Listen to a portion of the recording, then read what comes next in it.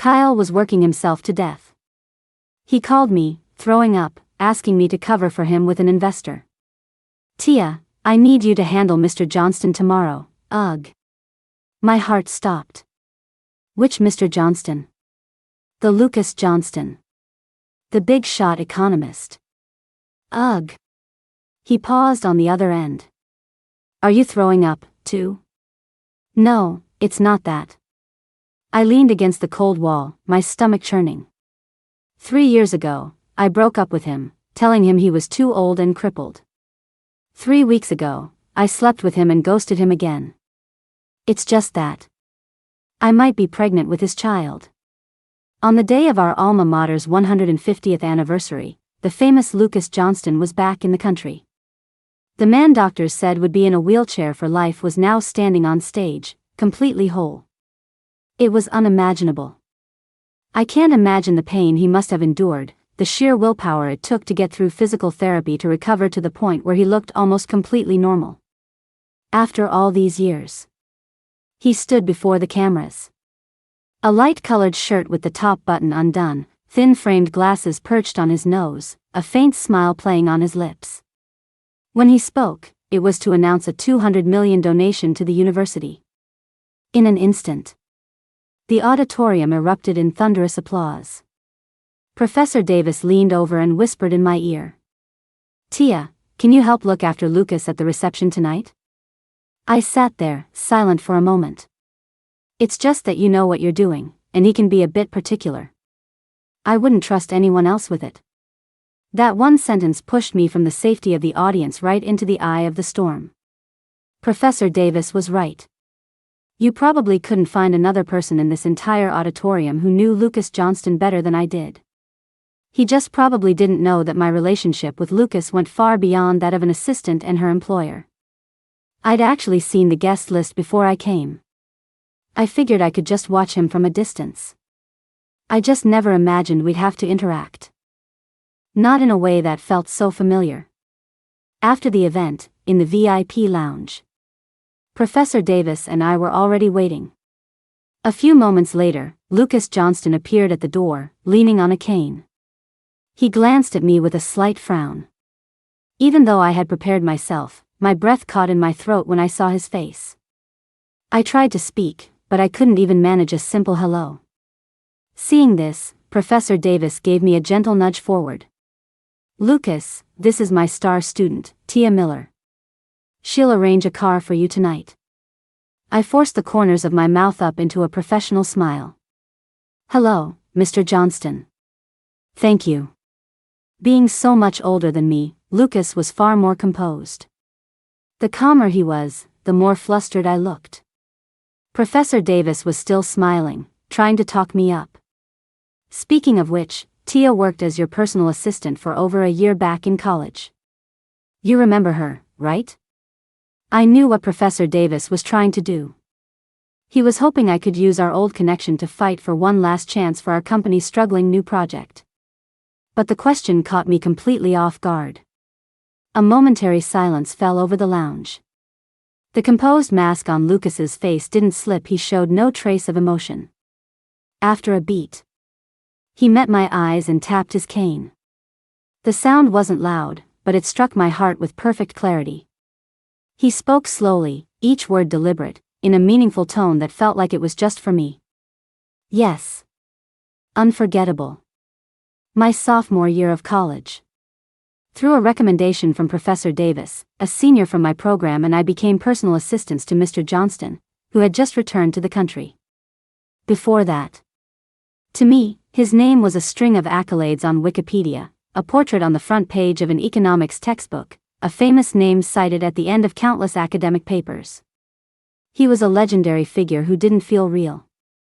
Mr. Johnston had a constant stream of visitors, many of whom were faces you only saw on business news channels. And he, both as a scholar and as an employer, carried a natural sense of detachment. For the first 6 months, I don't think I even had a name in his eyes.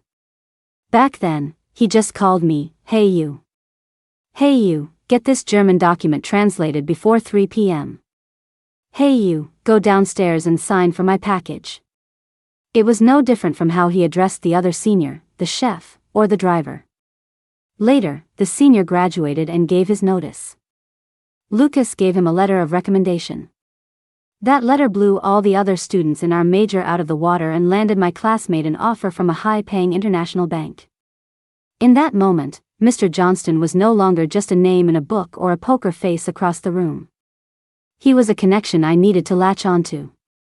I figured, call me hey you, what's her name, whatever you want. The pay was great, and it practically guaranteed a good job after graduation. He was basically our savior. After the senior left, my work schedule went from 2 days a week to 4. But that just gave me more opportunities to suck up to Mr. Johnston. When I graduated, I finally got my own envelope. I took it with both hands, my voice trembling with excitement. Thank you, Mr. Johnston. Thank you so much. But Mr. Johnston just leaned back behind his large desk, his fingers interlaced, studying me with a scrutinizing gaze. Tia Miller. He suddenly said my name. Clearly, without any prefix, he said my name. I froze, my heart clenching. It was the first time I had ever heard him say my name. He pushed a file across the desk, his voice steady but firm. A letter of recommendation is the icing on the cake for a qualified graduate, not a lifeline for someone begging for a handout. He leaned forward slightly, his gaze sharp. You're excellent. You don't need to act so grateful to get something you've already earned. Thanks to Mr. Johnston's invaluable letter of recommendation, my career took off. My boss reminded me more than once that keeping our major client, Mr. Johnston, happy was my most important task. So I was relentlessly attentive. I invited him to art exhibits, asked him to dinner, and never missed sending a holiday greeting. We gradually grew closer. He was no longer just a symbol perched high above in textbooks and clouds. He was a man who would talk to me about market trends and occasionally leave a dry, witty comment under my social media posts. I thought this was the most comfortable distance for us. Respectful, close, but with clear boundaries. Until that blind date. The guy was an arrogant rich kid who spent the whole time belittling my job and interrogating me about my family. I was squirming in my seat, trying to figure out a polite way to escape. Then I looked up and saw Mr. Johnston. He was sitting by a window not far away, across from an older gentleman in a suit. He noticed my discomfort. Our eyes met for a brief moment, he gave a slight nod, and then turned away as if nothing had happened. At the same time, my phone vibrated. It was a message from Mr. Johnston. When did your standards for men get so low? A simple question, but it felt like a lifeline. I texted back, half joking, half serious. If Mr. Johnston came and rescued me right now, my standards could get a lot higher. I don't know where I got the courage. Maybe it was the desperate situation, or maybe it was the secret sense of dependency that had grown from all the times he'd looked out for me. A minute later, a steady presence stopped at my table. Lucas Johnston's arrival changed the entire atmosphere in the room. He didn't look at the dumbfounded rich kid. He just looked down at me, his tone calm but carrying a power that left no room for argument. Tia, we're leaving. That night, for the first time, I took his arm. His arm was strong and steady. The clean, woodsy scent of his expensive cashmere coat enveloped me. The moment we walked out of the restaurant, I had a sudden realization. Something between us had changed. I got into his car. The only thing in the car was the silent, charged air between us. I could hear my own heart pounding like a drum. From the impulsive move I'd just made, and from the ambiguity of the moment. The car merged smoothly into the stream of nighttime traffic. He didn't speak for a long time. It was as if helping me out back there was a trivial matter. I was the one who couldn't take the silence anymore. Just as I was about to say something, he suddenly looked straight ahead and, in a calm tone, as if he were talking about the weather, asked a deceptively simple question. Tia, that text you sent me, was it a cry for help, or? In an instant, I felt like all the oxygen had been sucked out of the car. He didn't ask me, do you like me? He was directly, bluntly, asking me to say it. 3 days earlier, I'd asked him to a concert and been turned down. And I knew from his secretary that he was scheduled to meet a friend at this restaurant today. He knew all of that. I opened my mouth, but realized any explanation would sound weak. In the years since graduation, I had definitely used his influence. And he was fully aware of it. A bright headlight swept past the car, illuminating his bottomless eyes behind his glasses. In front of him, I had nowhere to hide. I took a deep breath, abandoning all resistance and pretense. "Mr. Johnston," I said, turning to meet his gaze, more honest than I had ever been. 3 minutes ago, it was a cry for help. But now, you can consider it an ambitious confession. The car screeched to a halt on the side of the road. He turned his head slightly, a hint of a smile in his eyes. "Oh. And what are you confessing?" That question pushed me to the edge of a cliff. Years later, Lucas confessed to me. That question was the last shred of dignity he was holding onto before surrendering completely. I knew, with absolute clarity, that my answer would determine every possibility between us from that moment on. "I don't want to look up to you anymore, Mr. Johnston. I want to stand next to you." The car fell silent again. After a moment, he let out a low chuckle. In the small space, the sound made my eardrums tingle. He started the car again, looked ahead, and casually tossed out a sentence. "All right. Then from now on, Ms. Miller, you got what you wanted." That night, he didn't take me home. He drove straight to his apartment. Our relationship began, just like that. In that unspoken way adults do. Later, I left the international bank for a new job. With his guidance, my career continued to flourish. I thought we could walk down this easy path, hand in hand, forever. Until Mr. Johnston's car accident. The smell of hospital antiseptic, mixed with the faint scent of his blood, became my only olfactory memory from that time. The doctor's words were cold, hammering into my heart one by one. "Severe spinal damage, nerve compression. He'll most likely be in a wheelchair for the rest of his life." I held his hand, feeling my world collapsing piece by piece. That's when Linda showed up. The woman with long brown hair and green eyes. She was one of the world's top orthopedic rehabilitation specialists, and also the friend Lucas had told me he'd grown up with abroad. At the end of the hospital corridor, I nervously told her I was determined to drop everything and go abroad with Lucas for his treatment. Linda didn't beat around the bush, she laid her cards on the table. "Lucas has incredible willpower, but he cares about you too much." Linda's English was perfectly clipped. The treatment plan in the UK requires his absolute focus and a burn-the-bridges kind of determination. Any emotional attachments, especially guilt and worry over you, will become the most unpredictable factor in his recovery. There's clinical data to support this. She paused, handing me a treatment plan written entirely in English, and pointed to a paragraph about psychological intervention. "I'm not trying to force you, Ms. Miller. I'm stating a medical fact." Her voice was calm to the point of cruelty. "I love him, and that love means I have to be responsible for him. And you, if you truly love him, you should know what's best for him." Her words weren't a direct rebuttal. Nor were they a simple romantic rivalry or a declaration of war. But every word was devastating. They weighed heavily on my heart. I struggled through several sleepless nights before finally making my decision. The sun was bright that afternoon, but it couldn't reach the darkness in my heart. When I got to the hospital, Lucas was struggling to prop himself up with his arms to reach a glass of water on the nightstand, but he failed after several attempts. The fine beads of sweat on his temples made his usually composed face look pale and fragile. I didn't go forward to help. I just watched him quietly. He saw me, and his eyes lit up. "Tia, you're here." I managed a stiff smile, my voice frighteningly hoarse. "Mr. Johnston, I came to tell you that I'm tired." The smile on his face froze, the light in his eyes dimming bit by bit. "Tired?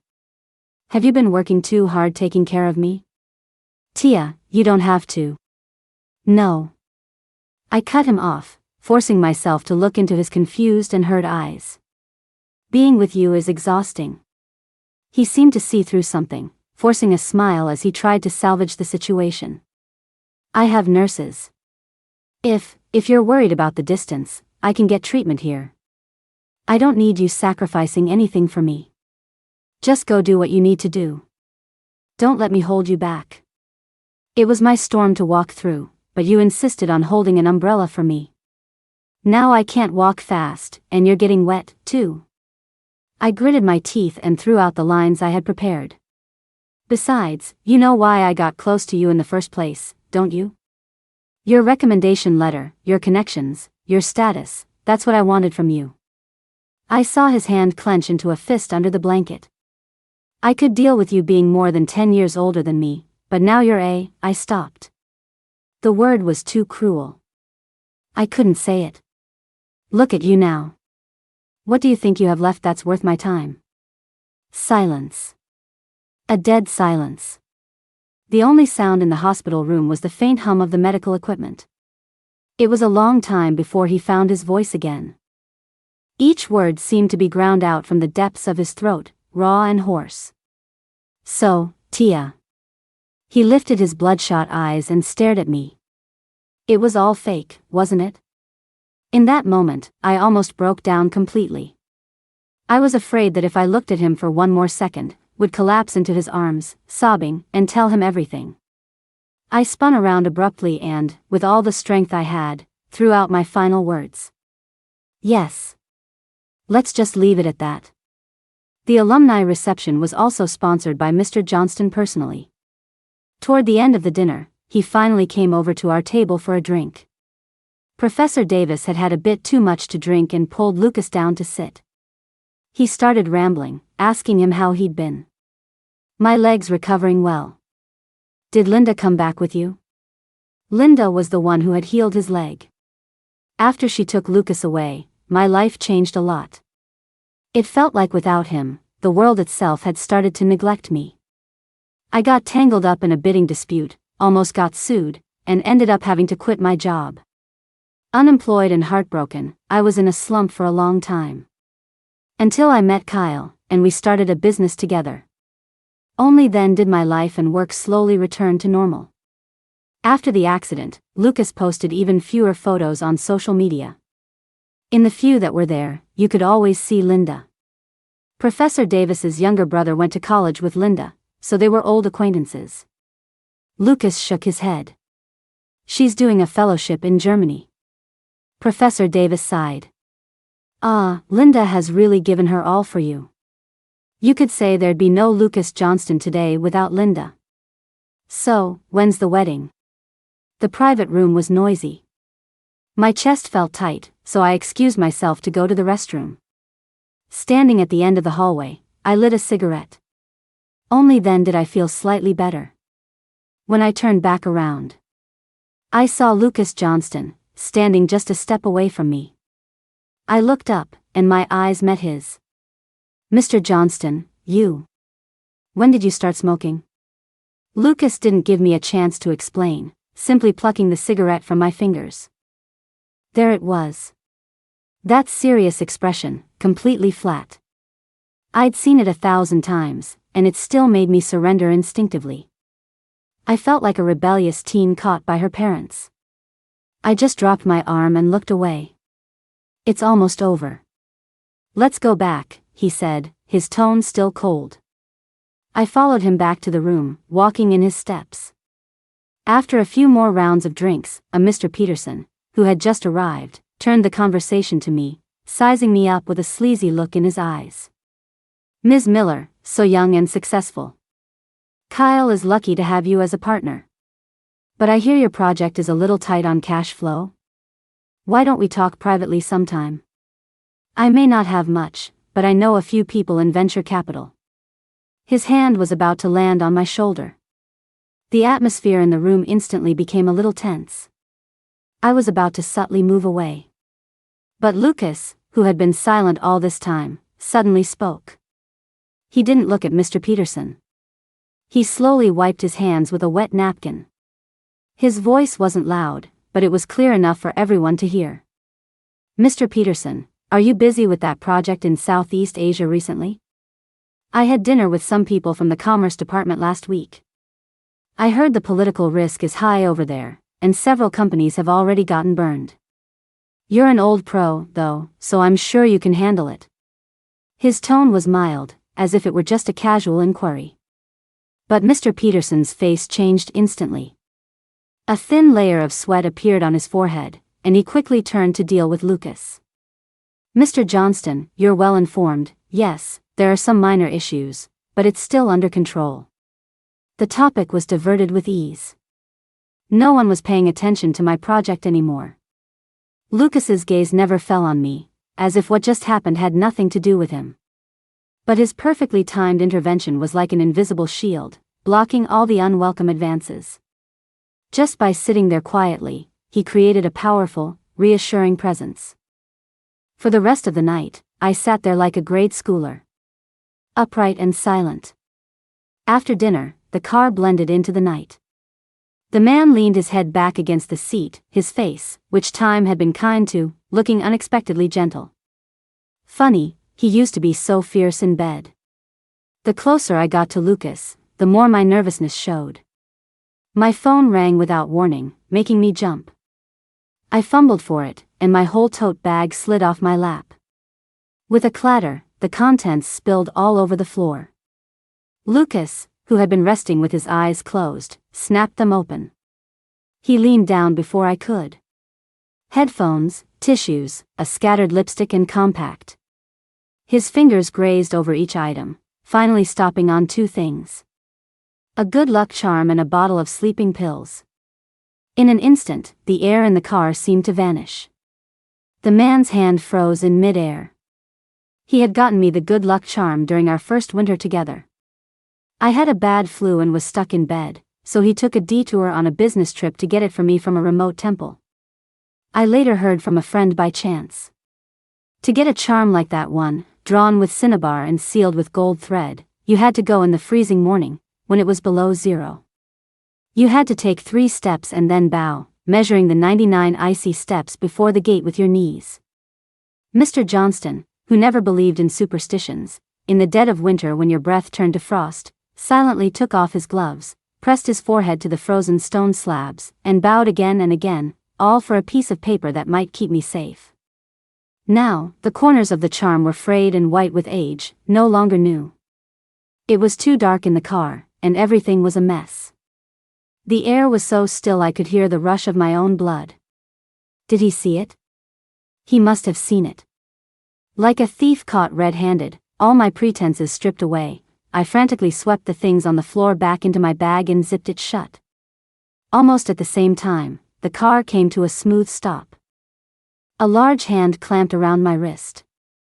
Lucas stared at the bottle of sleeping pills I had just put in my bag, his tone heavy. "Tia," he said, using my first name, his voice hoarse, "we need to talk." I gripped my bag, my knuckles white, pretending I hadn't heard him. The car door opened, and a gust of night wind blew in. I blinked back the stinging in my eyes and forced a polite, professional smile. "Mr. Johnston, we're here." He didn't move, just watched me through the dim light. His gaze was heavy, like a net, catching all of my feigned composure. The driver sat ramrod straight, not daring to say a word. After a long moment, Lucas finally relented. Leaning on his cane, like an old-fashioned gentleman, he slowly got out of the car. I didn't close the door right away, just stared at his back. The alley was deep, the lights dim and yellow. He walked slowly, his back held as straight as he could manage, trying to even out his steps, but he couldn't hide the halting stiffness of his limp. The tall, elegant, dashing Lucas Johnston. The Lucas Johnston who used to walk through a crowd taking one long stride for every 2 of someone else's, always looking effortlessly relaxed. He was a thing of the past. As I watched, my eyes began to burn, my nose grew stuffy, and my vision blurred. Until his figure disappeared at the end of the alley. I got back in the car. The driver asked me, "Ms. Miller, where to?" I wiped my face, feeling pathetic. Thinking about tonight. I hadn't eaten, my smoke was cut short, and this huge weight in my chest needed something to dissolve it. The Fallwood Club. A few strong drinks later, the world started to feel soft and slow. The lights of the bar blurred into hazy orbs, and when my fingertips touched the cold glass, there was an unreal, tingling numbness. I reached for a new drink, but my movement was a beat too slow. My wrist went limp, and the glass clinked against the counter with a sharp, sudden sound. I sobered up for a second. I realized I should go home. I shakily reached for my phone to pay, but it wasn't there. I borrowed the bartender's phone. The phone rang for a long time before it was answered. The other end was dead silent. I licked my dry lips, trying to make my voice sound clear and polite. "Hello, thank you for finding my phone. Could you please give me your address? I can come pick it up now, if that's convenient." As soon as I finished, the person on the other end spoke. "I didn't find your phone. I took it from your seat." He paused. "Are you ready to talk now, Tia?" The other end of the line was silent for a moment, then his usual calm, steady voice came through. "Send me the address."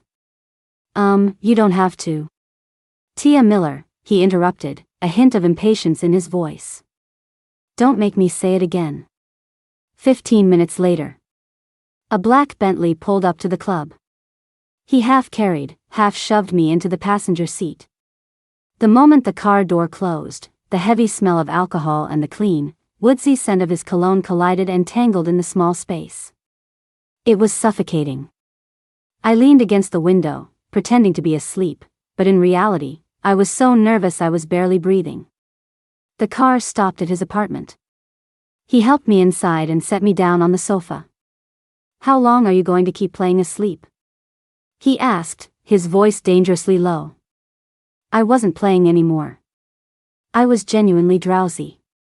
He reached into my open tote bag and took out the old good luck charm and the bottle of sleeping pills. "The sleeping pills?" he finally asked. "How long have you been taking them?" "Not long." The alcohol was hitting me, mixed with a boundless sorrow. I shook my head. "What about this?" He held up the bottle, shaking it in front of my face. "I prayed for a charm to keep you safe, and in the end, all it got you was a bottle of sleeping pills for company." His voice was fractured, raspy like sandpaper. "I spent 3 years convincing myself you were the most cold-hearted, ruthless liar in the world. I even told myself it was for the best, that at least you wouldn't be dragged down by a cripple like me. But why couldn't you even spare yourself?" Under the influence of alcohol, I didn't understand a word he was saying, but tears started to slide down my cheeks on their own. I didn't have the strength to break free from his grip. Trapped by alcohol and sadness, I could only let out a choked whisper. "Mr. Johnston, ugh, I'm so sleepy, good night." I mumbled his name and instinctively pecked him on the cheek. Just like I used to every night before we went to sleep, back when we were still together. A habitual goodnight kiss. All his questions and anger vanished in the face of my whisper and the unexpected kiss. The ever-composed man let go of me as if he'd been electrocuted. And suddenly collapsed onto the carpet. The next morning, I woke up in a soft, large bed. My head was splitting from the hangover. What terrified me more was that this was Lucas Johnston's bedroom. The comforter still held his clean, crisp scent. My clothes had been changed into a silk nightgown. Did he and I? My mind exploded into a blank. Barefoot, I tiptoed off the bed, not daring to make a sound. Where were my clothes? My eyes scanned the room, finally landing on an armchair. My wrinkled business suit was folded neatly on it. My tote bag was next to it, and beside the bag was the bottle of sleeping pills. My heart clenched. I tried to remember what happened last night, but my head just throbbed harder. I only remembered that I had forced a kiss on Mr. Johnston. And he had a fiancée. This was a matter of principle. I couldn't stay here. I scrambled into my clothes, grabbed my bag, and didn't even bother with my pinching heels. I just ran out barefoot, twisting the doorknob like my life depended on it. Only when the heavy apartment door closed behind me did I dare to lean against the cold wall, gasping for air like a fish thrown back on the shore. Pathetic, panicked, with nowhere to hide. What I didn't know was that in the room next to the one I had just fled, Lucas Johnston was leaning against the headboard, playing with the good luck charm, having not slept all night. The man listened to the frantic, fading footsteps outside his door. The darkness in his eyes was deep and impenetrable. After that night, I didn't see Lucas for 3 whole weeks. Like a scared rabbit, I buried myself in endless work, trying to use exhaustion to dilute the memory of that out-of-control night. He didn't contact me again. Until early Monday morning, when I got a call from Kyle. He sounded like he'd just run a marathon, weak and out of breath. "Tia, there's an investor tomorrow, you have to go for me, ugh." My heart tightened. "What's wrong with you? Where are you?" "My usual problem, stomach bleeding, just got to the hospital. Tia, this investor is crucial for us, you have to." "Alright, stop talking." "Which investor?" "Send me the files." I cut him off, agreeing without hesitation. Kyle caught his breath and said a name that drained all the strength from my body. The big shot, the economics expert who just came back to the country, Lucas Johnston. My stomach suddenly churned violently, and I couldn't hold it back anymore. I ran to the bathroom and dry heaved. "Ugh." Kyle froze on the other end of the line. "Hello? Tia? Are you throwing up, too?" "No, it's not that," I said weakly. "It's just that I might be pregnant with his child." It had been 3 weeks since that night. My period was late, and the nausea was getting more and more frequent. I didn't dare to think about it, and I certainly didn't dare to find out for sure. I decided to go straight to the hospital. Not just to visit Kyle, but to get an answer for myself. When I pushed open the door to Kyle's room, he was on the phone. His face was pale as a sheet, but he still managed a weak smile when he saw me, quickly saying into the phone, "Okay, Mr. Johnston.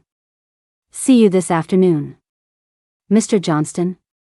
My nerves tensed instantly. "Yeah," Kyle hung up, leaning back weakly. He said he was at the hospital for a checkup anyway and heard I was admitted, so he called to say hi. Kyle noticed something was wrong with me and frowned. "Tia, you look worse than I do. What's going on?" I hesitated, but finally couldn't hold it in any longer.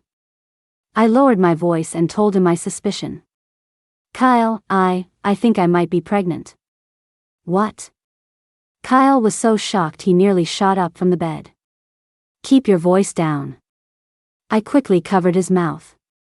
Neither of us noticed that outside the door, a tall figure had stopped in his tracks when he heard the words, "Mr. Johnston, see you this afternoon." Lucas had only intended to stand by the door for a moment, to wait for her to come out, to at least catch a glimpse from a distance. But the hushed conversation from inside the room trickled out into his ears. I might be pregnant. Mr. Johnston leaned against the cold wall, feeling all the blood in his body freeze in an instant. The girl he had spent 3 years convincing himself to let go of, the name that caused a dull ache in his heart during sleepless nights, was now going to have a child with another man. He thought he had built up impenetrable walls, but at that moment, those words punched a bloody hole straight through his heart, letting a cold wind howl through. He could even clearly picture it, Tia, nestled against another man, full of the shy joy of new life. He leaned against the wall and slowly slid to the floor. The cane he never went anywhere without slipped from his numb fingers. It was a long time before he stood up again, like a defeated soldier picking up his weapon. But what could he do? Even if her life had nothing to do with him anymore, he had to make sure the road ahead of her was smooth. It was the only thing he could do, the only way he could love her. To show our sincerity, the afternoon meeting was held at Mr. Johnston's apartment. When we met again, his expression was deliberately distant. Throughout the entire meeting, he was all business, his words sharp and to the point.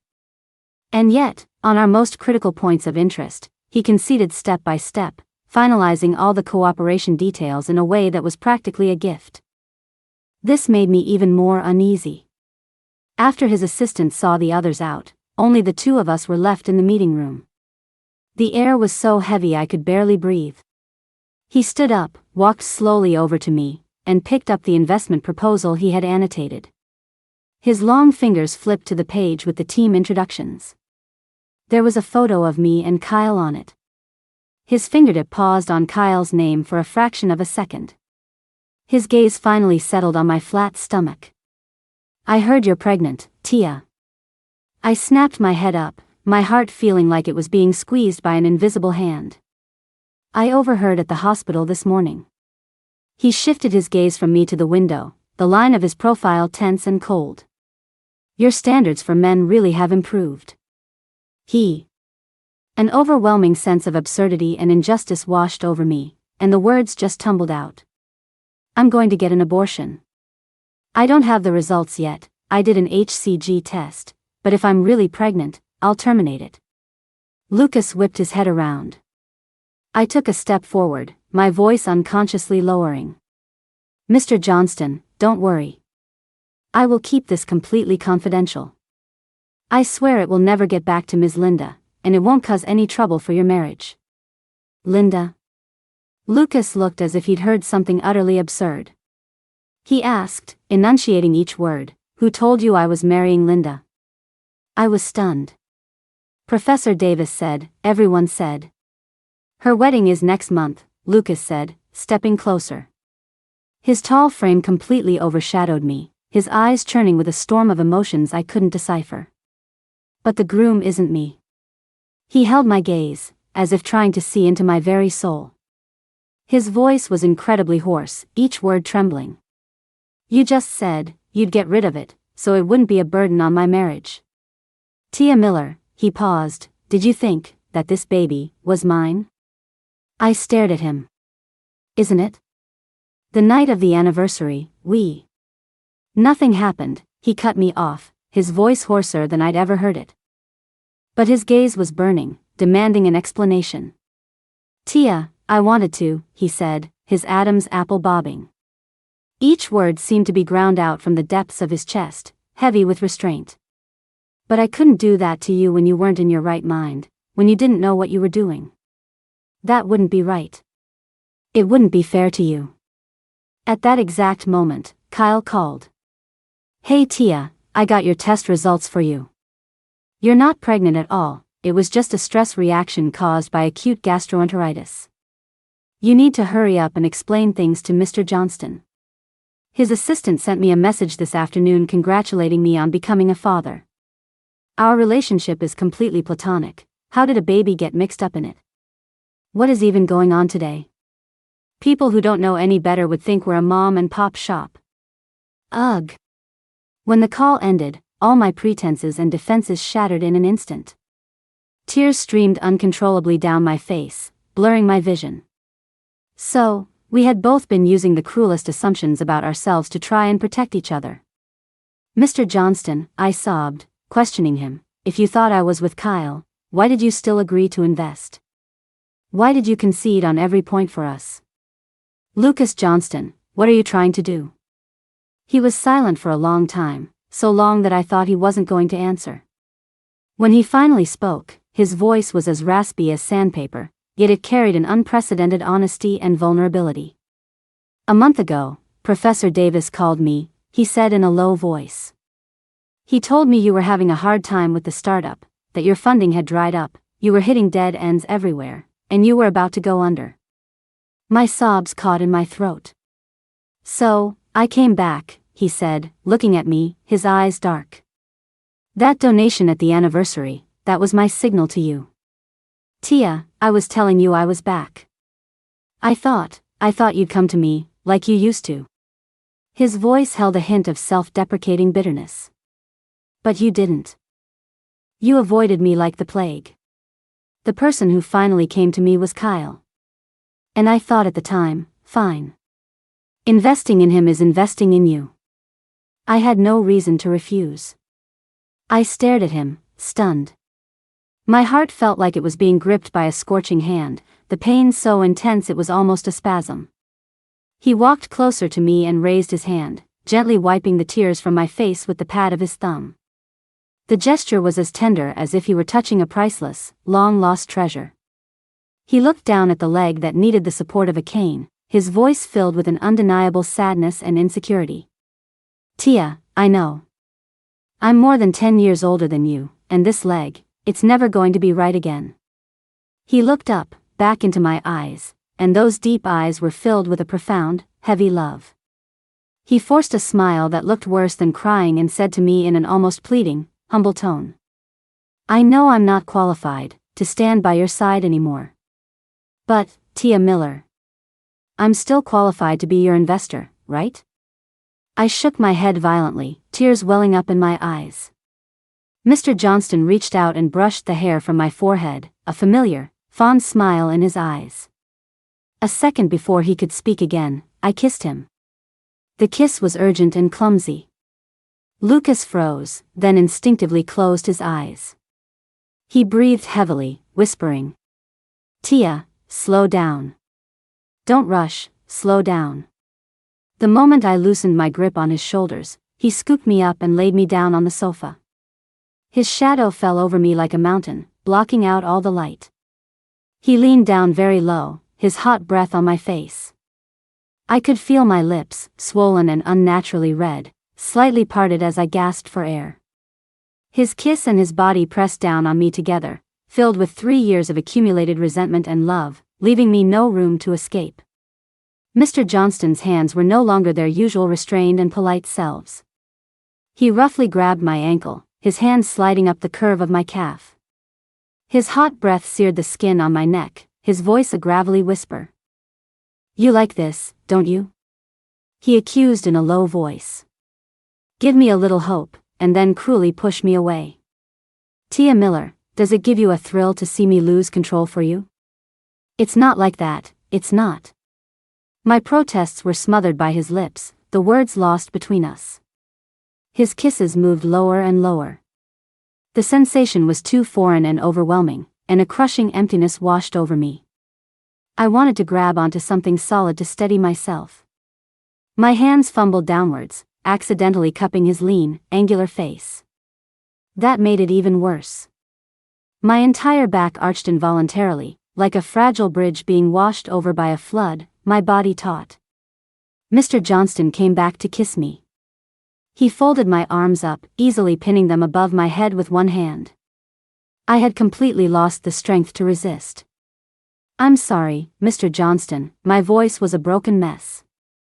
I could only express my apology through the most primal touch, over and over again. I'm sorry. My apologies were shattered against his hot lips. Swallowed whole by him. This kiss was no longer the punishing, frantic plunder from before. It was a careful, gentle confirmation that I was really back.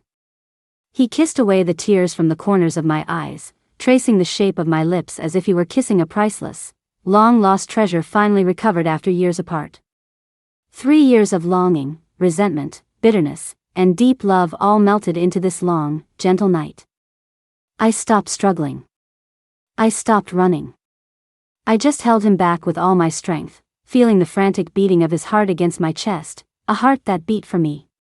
That night, in the most honest way possible, we filled in the blanks of more than 1,000 empty days and nights. I woke up the next morning. Sunlight streamed through the slits of the blinds, casting mottled patterns on the floor. I shifted slightly and realized I was being held tightly in a pair of strong arms. Mr. Johnston was still asleep, his even breaths warming the top of my head. In his sleep, all his sharpness and distance had melted away. His features were relaxed, making him look like a child who had finally let down all his guards. I quietly propped myself up, and my gaze slid uncontrollably to his leg. The hem of his robe had slipped, revealing his scarred lower leg. A vicious scar snaked its way down from his knee, coiled around his leg. This was the first time I had seen it so clearly. This was the scar that had become a 3-year chasm between us, the source of all his insecurity and deference, and the evidence of all my regret and pain. I reached out my hand. Before my fingertips could touch the scar, a warm, large hand caught mine. He had woken up at some point. His deep eyes were now wide open, staring at me without blinking, filled with a storm of complex emotions I couldn't decipher. Do you regret it? He asked, his voice raspy from sleep, with a hint of an imperceptible nervousness. I shook my head, leaned down, and pressed a devout, gentle kiss onto the ugly scar. My only regret, I said, lifting my head, my eyes misty but my voice unusually firm, is how I hurt you 3 years ago with my misplaced self-righteousness. I could have just talked to you. I could have made it less painful for you. The emotion in his eyes fluctuated wildly. There was realization, there was heartache, and finally, it all dissolved into a long sigh. That wasn't your fault. It's not that I couldn't see through your act, but I was still despicable and selfish enough to accept the choice you made for me. As the one who benefited, I have no right to look back and condemn you for what you did. His thumb caressed my wrist. But you, why were you carrying sleeping pills? I smiled. It's nothing. The doctor said it was mild depression, but I just feel like I have no energy most days. No energy every day? I nodded, then shook my head. Sometimes when I miss you, I can't sleep. He pulled me tightly into his arms, murmuring over and over. You silly girl. What's there to miss about me? I don't know. It's just hard not to. Mr. Johnston's eyes were full of pain for me. I found a therapist. I was just waiting for the right time to take you. Tomorrow, no, I'll take you today. I'm already better. When? Last night. I giggled as I said it. He held me, his chin resting on my forehead, and confessed. Tia, you were right about one thing. I'm old, and my leg isn't right, and you're still so young. I'm not a whole man, he said, his voice very low. I even thought that as long as I could watch you be happy, even as a bystander, watching over you from behind, would accept it. But now, I'm greedier. I want more. He looked at me deeply, as if seeking confirmation one last time.